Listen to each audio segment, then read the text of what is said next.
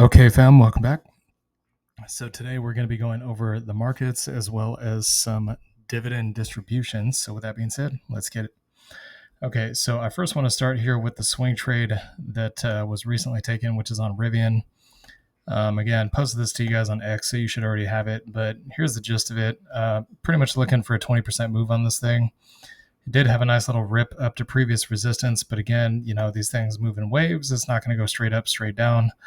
It is going to move in waves. I'm expecting to move back up here to the 17 area. We did kind of close above this level here and then got shot straight back down, but we are still above the EMA, so the swing trade is still on.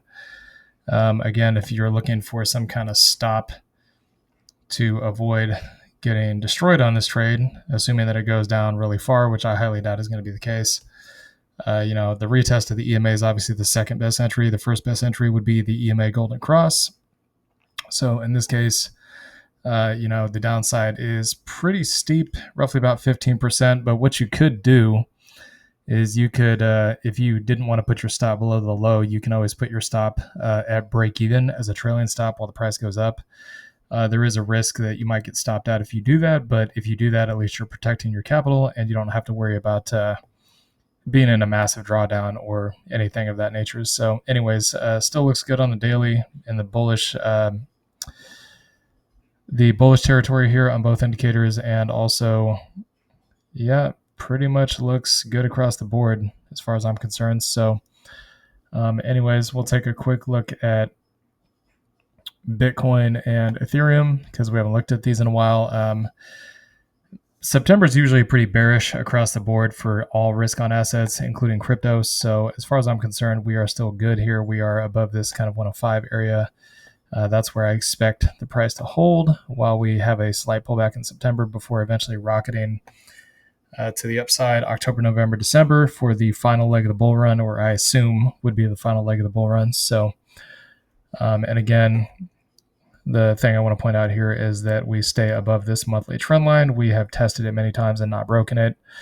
If there is a candle close of any kind on the weekly or monthly time frame below that, I would say, okay, it's game over. The bull run is done for this cycle, and we're going to have to wait again. So BTC dominance still breaking down, which is still good for alts.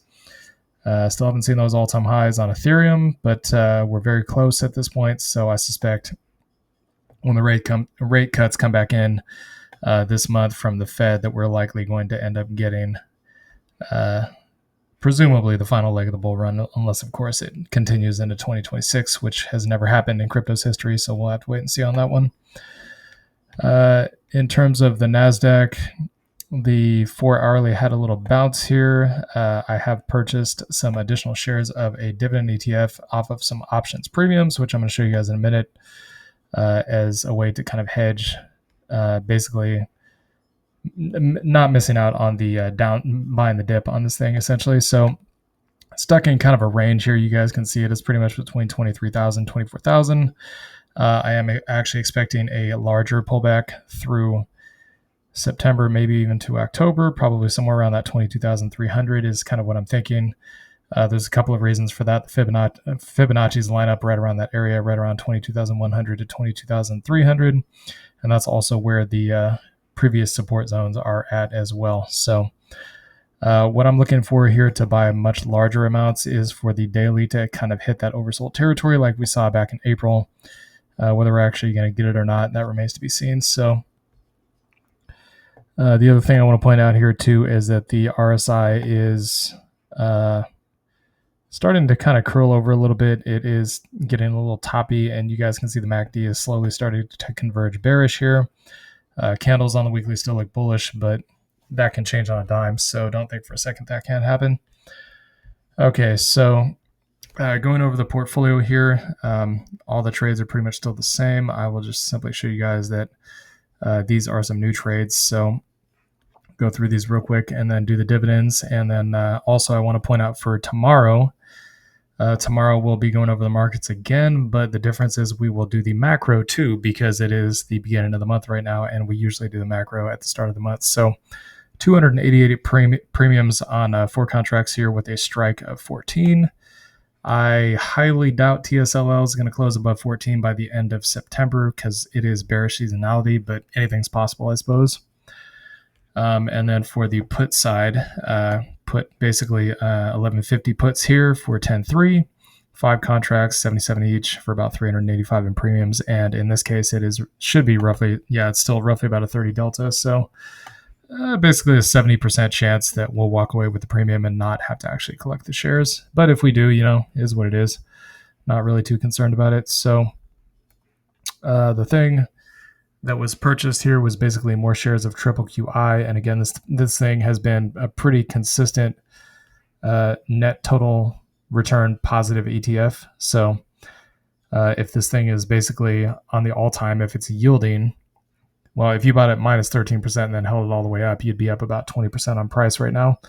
But if you held since inception, you'd be up about roughly 6%. But again, that does not include the dividend. So you're talking about a 20% total return here.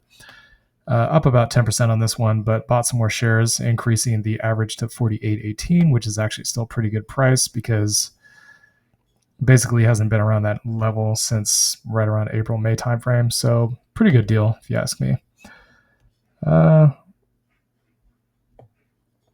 Okay, so you can see kind of some of the purchases here. This was when the market was a lot lower. I can actually show you this on the charts real quick. So we'll go August 20th, go over here to the daily.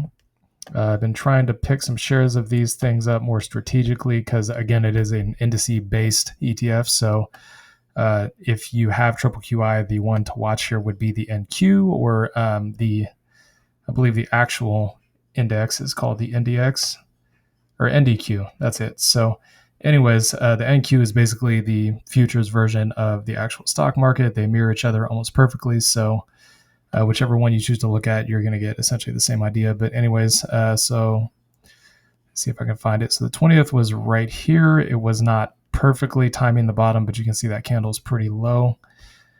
So made a little bit larger one there. Bought a little bit more the following day, got the dividend. Then with the options premiums, basically went ahead and bought a little bit more.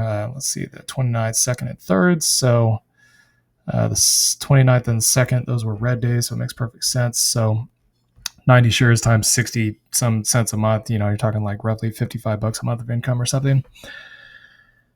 So, not everybody's going to be more kind of pinpoint precision on trades when buying dividend ETFs. It makes more sense to do it because it's bearish seasonality right now. So anyways, SPYT, 32 cents. We got QDTE here. So this is roughly about 28.5 cents.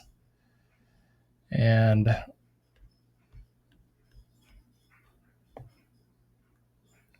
let's see, go down here. XDTE, roughly about 21 cents. RDTE,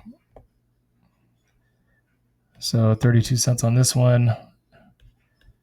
And I'm not going to go over the single stock based ones. If you guys want to do that, you can find their website at theroundhill.com or whatever.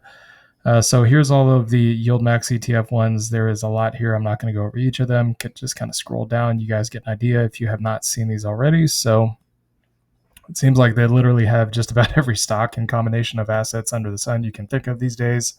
That is, of course, strictly my opinion. That is not financial advice or a statement of fact. Okay, so NVIDIA, that's the other thing I wanted to look at with you guys to wrap up the earnings season. Personally, I do think actually that NVIDIA had a great earnings. It was only a slight beat, but I mean, this thing is already priced to perfection. So I'm not expecting like some grand, smash it out of the water kind of beat every single quarter. So yeah, slight beat here. The overall earnings season was good. Everything in the economy still looks strong, in my opinion. I don't think there's any reason to be concerned. If there was, I would surely let you guys know. So GPIC here, so we got 44 cents. Payment day is going to be on the 8th, so it's just a few days away. GPICs. Next one here, so 36 cents on this one. And then last but not least, JEPQ. So you got about 44 cents on this one. So pretty much the same as last month. It's quite a drop since June, but I mean, again, it's all based on options. If there's more volatility, there's going to be a bigger payout. If there's less volatility, there's going to be less of a payout. So the market has kind of not really been super volatile basically since August. So anyways, hope you all enjoyed this content. Please like, comment, and subscribe, and I'll see y'all later. Peace.